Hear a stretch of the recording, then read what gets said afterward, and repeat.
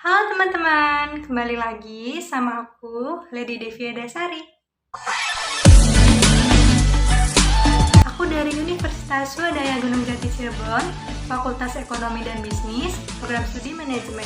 Nah teman-teman, di video kali ini kita akan bersama-sama belajar tentang memperbaiki kompetensi. Nah teman-teman tahu gak sih apa manfaat dari memperbaiki kompetensi di suatu perusahaan? Ternyata, manfaat dari memperbaiki kompetensi di suatu perusahaan tidak hanya menguntungkan perusahaannya saja loh, tetapi karyawan juga mendapatkan manfaat atas kesempatan untuk mengembangkan skill mereka. Nah, sebelum kita lanjut ke sesi pembelajaran, jangan lupa untuk subscribe, like, dan komen di bawah ya. Terima kasih. Yang pertama ada jenis dan kategori kompetensi. Apa saja sih konsep dan sejarah kompetensi?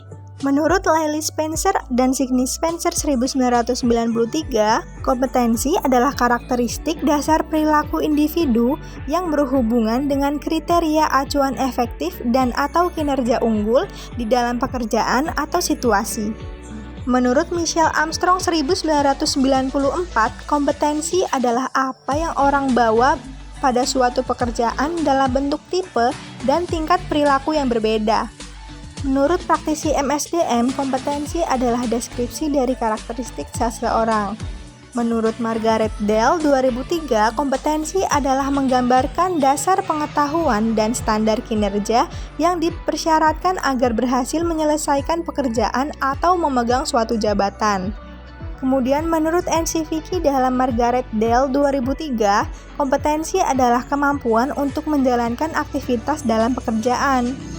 Menurut Training Agency 1988, kompetensi adalah kemampuan untuk menjalankan aktivitas dalam pekerjaan atau fungsi sesuai dengan standar kerja yang diharapkan.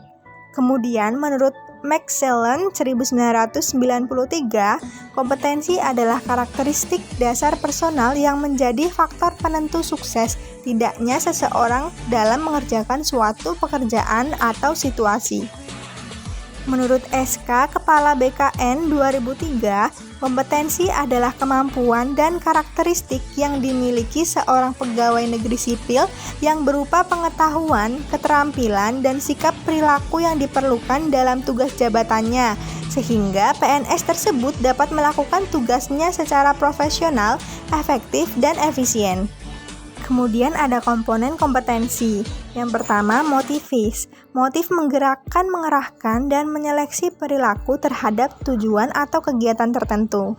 Kemudian ada self-concept atau sikap, nilai, dan citra diri seseorang. Kemudian skill, yaitu kemampuan untuk melaksanakan tugas fisik tertentu atau tugas mental tertentu. Kemudian ada traits atau sikap-sikap, yaitu karakteristik fisik dan respons konsisten terhadap berbagai situasi atau informasi. Kemudian yang terakhir yaitu knowledge, yaitu pengetahuan atau informasi seseorang dalam bidang spesifik tertentu. Kemudian kita akan membahas perlunya kompetensi diperbaiki. Determinan yang mempengaruhi atau membentuk kompetensi itu yang pertama ada kepercayaan dan nilai. Kepercayaan dan nilai seseorang terhadap sesuatu sangat berpengaruh terhadap sikap dan perilaku seseorang. Yang kedua, keahlian atau keterampilan. Aspek keahlian atau keterampilan ini memegang peran penting dalam membentuk kompetensi. Yang ketiga yaitu pengalaman. Pengalaman merupakan elemen penting dalam membentuk penguasaan kompetensi seorang terhadap tugas. Yang keempat, karakteristik personal. Karakteristik kepribadian seseorang turut berpengaruh terhadap kompetensi seseorang loh. Kemudian, motivasi. Motivasi seseorang terhadap suatu pekerjaan atau aktivitas akan berpengaruh terhadap hasil yang dicapai. Kemudian, isu emosional. Hambatan dan blok emosional sering membatasi penguasaan kompetensi. Yang terakhir, kapasitas intelektual. Kapasitas intelektual seseorang akan berpengaruh terhadap penguasaan kompetensi. Selanjutnya adalah tingkat perbaikan kompetensi. Yang pertama yaitu mudah diperbaiki.